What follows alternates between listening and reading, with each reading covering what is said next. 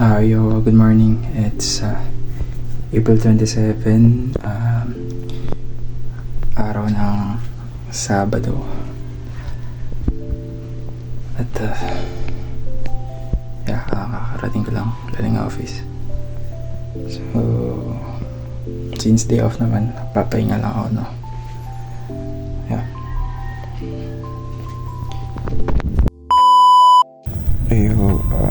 For April 27, Saturday vlog, talagang nagpahinga lang ako that day, no?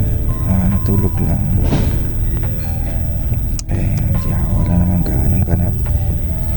And I'm still grateful na for that day, no?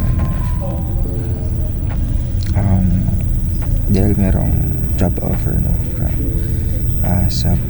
sa new company na ina-applyan ko. I'm very very grateful for that. So yun lang, yun ang naganap ng Saturday. Sinatulog lang ako pagkadating ko up until gabi, no? So